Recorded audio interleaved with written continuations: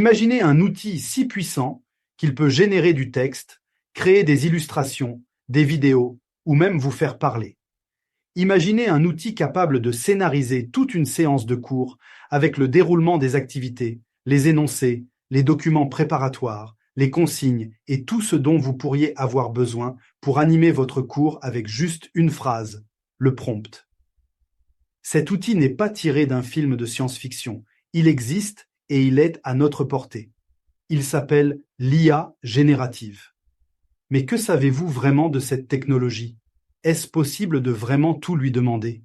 Si oui, comment et dans quelles conditions?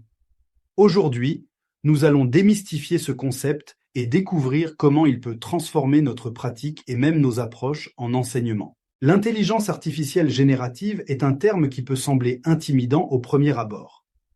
Pourtant, son principe est simple. Il s'agit de logiciels capables de créer du contenu nouveau et unique en apprenant de grandes quantités de données. Certains vont s'arrêter au plagiat, mais même si ce danger est réel, l'IA générative va pourtant au-delà.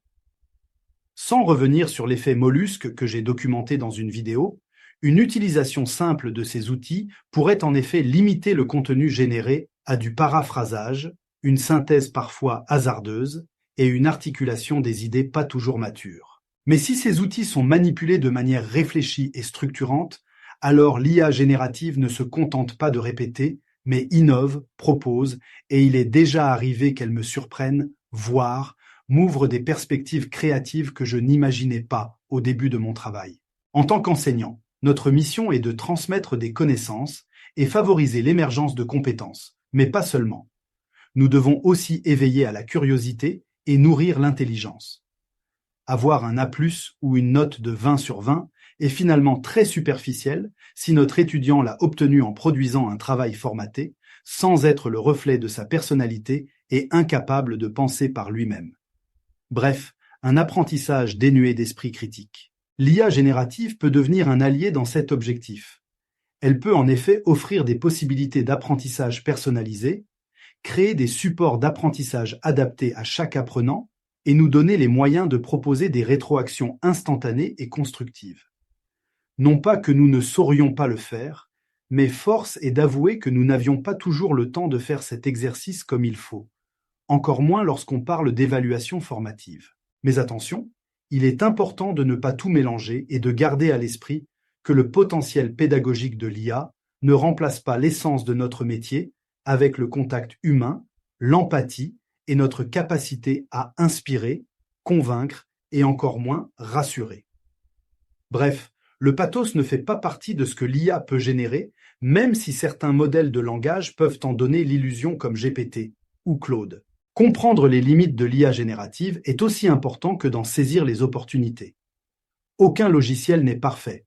Et oui, l'IA est d'abord un algorithme, un outil qui fait ce qu'on lui demande, produit du contenu à partir d'autres contenus sur lesquels on l'entraîne. La présence de l'humain est donc omniprésente et encore indispensable pour son fonctionnement. Malgré toute la puissance de calcul des ordinateurs d'aujourd'hui, les algorithmes peuvent mal interpréter des nuances, refléter des biais ou produire des contenus stigmatisants selon les données sur lesquelles ils ont été entraînés. Et oui, c'est ce que nous produisons qui constitue la base de connaissance des IA, il est important de ne pas l'oublier. Alors, comment ces outils peuvent-ils servir les enseignants?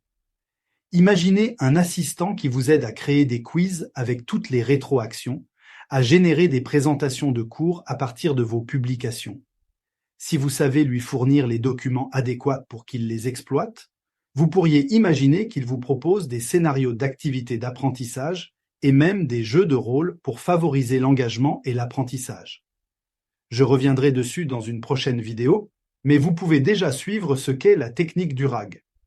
Bien plus efficace selon moi que le fine-tuning, dont beaucoup parlent encore et qui a l'inconvénient majeur de ne pas limiter l'IA pour que le contenu généré soit aligné pédagogiquement.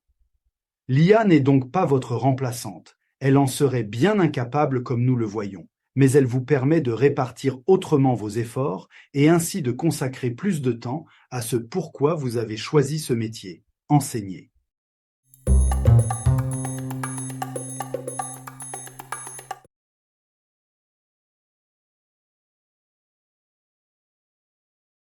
Je garde à l'esprit les enjeux qui font la fracture numérique.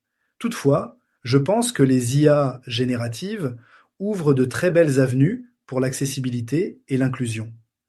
Différenciation pédagogique, contenu sur mesure et adaptatif, ou même les possibilités de traduction ou de production plurimédia sont des exemples parmi d'autres de ce que l'IA offre comme possibilité. Pour l'enseignement, c'est aussi une belle option pour répondre à certaines contraintes liées à l'enseignement hybride. Qu'on le veuille ou pas, l'hybridité est le nouvel enjeu pour l'enseignement supérieur. Avec les possibilités pour répartir autrement les efforts, les enseignants peuvent utiliser l'IA pour accélérer la création de contenu, la correction de devoirs et la génération de rétroactions, ce qui permet de se concentrer sur l'enseignement et l'interaction avec ses étudiants. Les dangers sont multiples et j'ai déjà produit ma vidéo sur l'effet mollusque. Je rajouterai juste qu'il y a un impact majeur sur la qualité de l'enseignement et celle de la transmission, au-delà de l'engagement des étudiants qui serait aussi très malmené. Les biais de genre, ethnique ou racial, culturel ou encore des biais de source, de confirmation ou de popularité qui font ressortir des erreurs comme vérité sont autant de vecteurs qui demandent l'expertise de l'enseignant.